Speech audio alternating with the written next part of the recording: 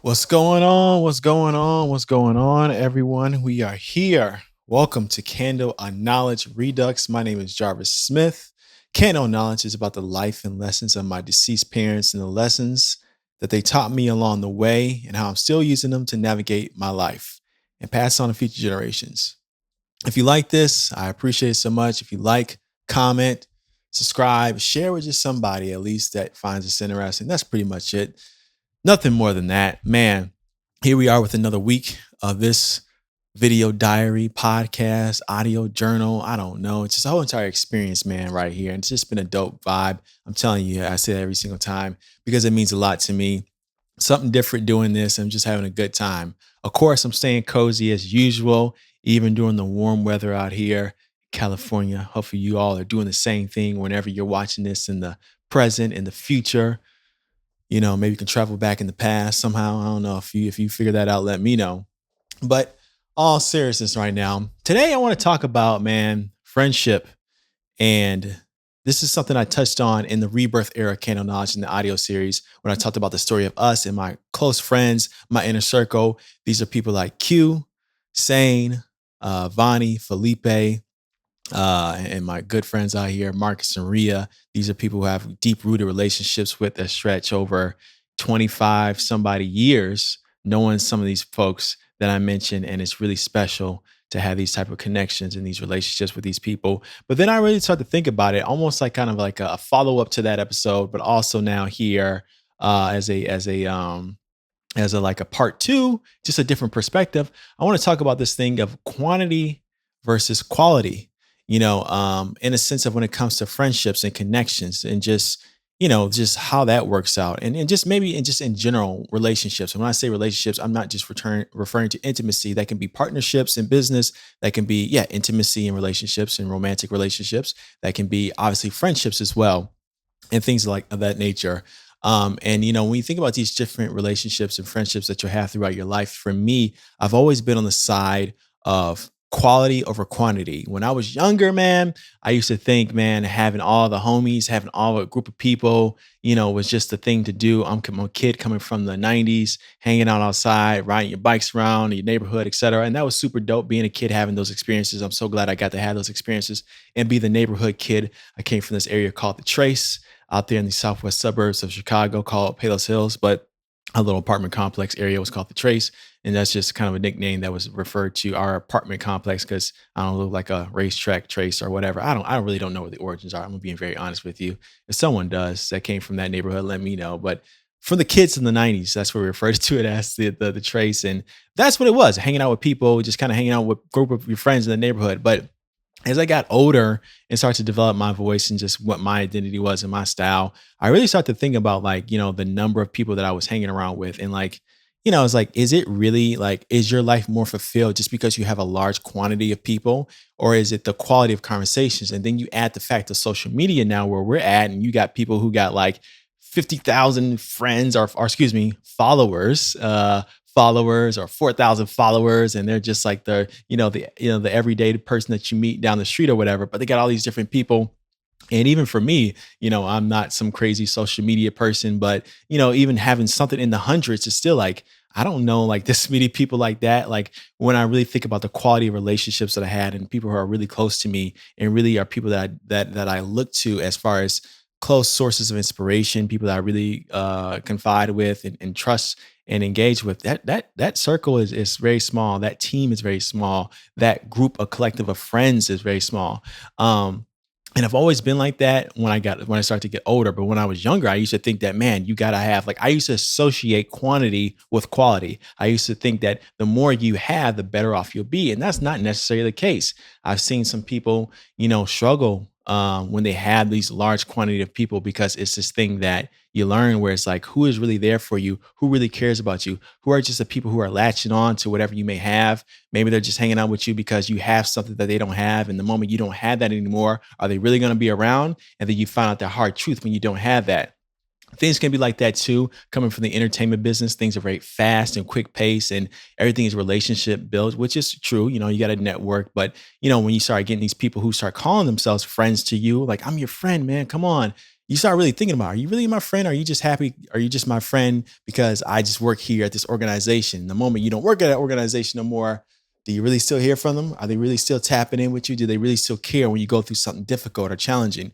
Do they really connect with you on that level? And the people that I just named have always been there, have always been a resource to me throughout my trying times. And I think the big reason why too I want to revisit this topic of just friendships, because when I was going through my transition, around this time a year ago, really just had uncertainty about what was to come. And really the biggest challenge I was facing with is how do you identify these answers about career development, your future as far as just your living lifestyle and all that different stuff that comes along with personal growth and development. When I had to find those tough answers that I didn't have, I had to ask those tough questions that I didn't have an answer to at the time. That was really, challenging. And the people that I always, looked to talk to was my inner circle and stuff like that. Just those close group of friends that I had, and those people that were close to me.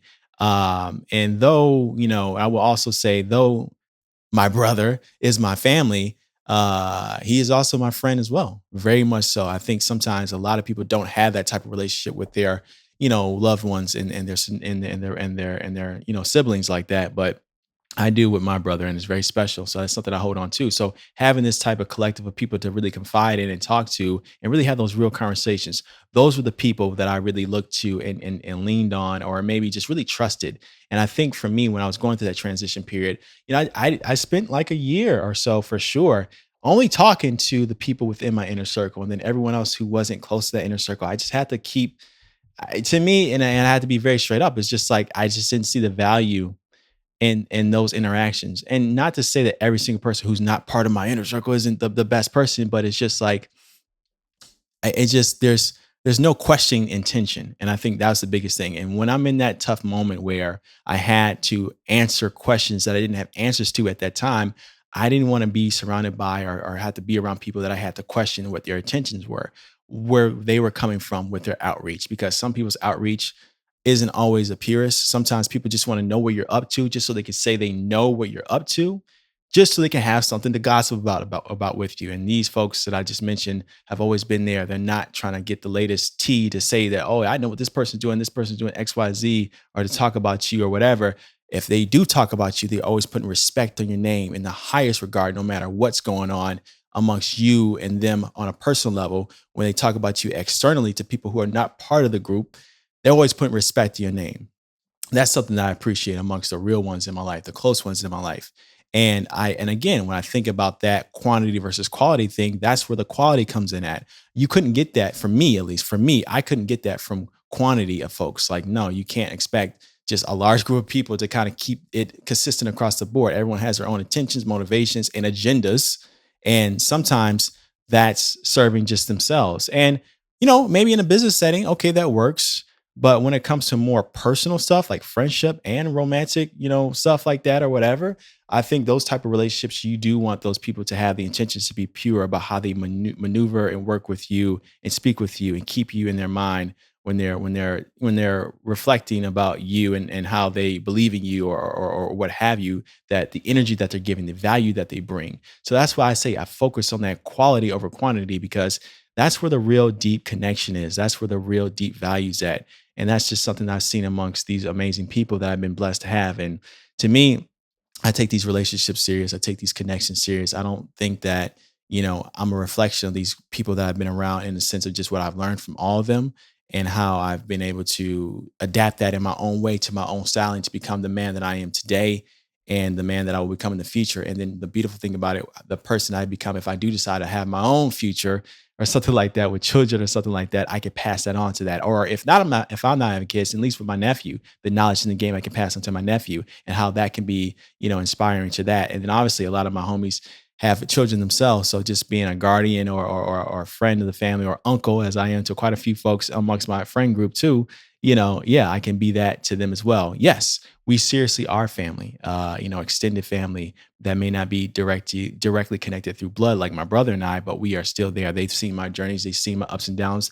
All of them are very aware about my journey with my parents and how they passed away. And I think that that's something very special when you have that. And that's something that when you start having that level of connection, to me, you start thinking about success, right? And how you define success.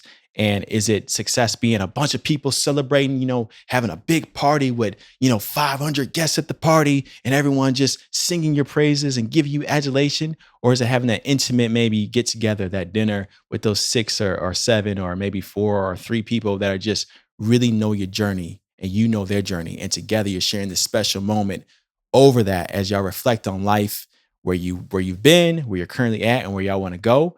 That's the definition of success for me right there. And that's what I want right there. That's what I aspire for. And that's hard to have, man, because genuine good people are hard to come by. And when you do find them, you got to hold on to it and really respect them and what they bring to your life, because stuff is not easy out here, man. Connections are not always easy out here. Everyone has their own internal battles that they're dealing with, and external things that are in their life that has shaped them into the person that they are to you. So sometimes when you meet people who aren't at their best, they may have gone through some things that made them that way, and they can't undo that, or they're having a hard time undo that, or they just haven't reached that point of doing undoing that. And then when you meet people who are put together on a knowledge level, on an emotional level, on a spiritual level, on all that type of stuff, right? They just got themselves together. It's like, yeah, that's special. So don't take those people for granted. Don't play games with them in the sense of like thinking that these people, I can just treat them however I want to or whatever, or I can use them for my agenda that is opposite of them just for my personal gain. Nah, man. I think that when you find those genuine people like I have, you take those relationships very serious. So that's why these relationships have extended, 25 up to 25 years. My longest homie Q, I've been knowing for 25 years, and that's very special. My guy Sane, 20 years, Marcus and Ria. I've been knowing them for like over a decade now. Over 11 years. Over a decade, roughly 11 years now. I've been knowing them. Fani, same thing with Q, knowing him for 25 years, and then Felipe, knowing him for well over a decade as well. And it's just really beautiful just to see these connections and evolutions and growth of every single person. And the fact that one thing I can say about all my friends that too, they all have a creative side of them too. So we challenge ourselves. We learn from each other. We inspire each other. We kind of take which each other's styling and incorporate into our creativity, and then we share with each other. And these are the people that you can share those random ideas with, and they'll be taken serious about your creative ambitions, your drive, your goals, your focus. And that's what makes that so special and so unique. So again, for me, the quality is definitely important more than the quantity. And that to me, I never tried to be. I think that when I was younger, I thought popularity was the end all, be all. But now, and this is when I say younger, like back before social media was like, a thing and stuff like that, just being popular, having your name known in the hallways type of thing. And now you're well past that.